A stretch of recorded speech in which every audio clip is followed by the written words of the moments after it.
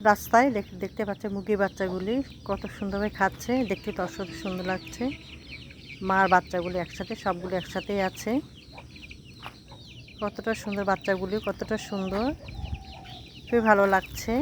তার পাশে অনেক সুন্দর কচু শাক হয়েছে, অসম্ভব সুন্দর। রাস্তাটা কিন্তু অনেক সুন্দর দেখতে পাচ্ছে, একবার পরিষ্কার পরিচ্ছন্ন, গাছপালা আছে, বাতাস বইছে, আরও ভালো লাগছে।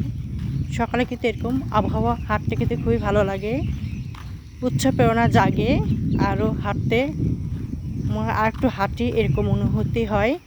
এই জন্য হাঁটতে খুবই ভালো লাগে।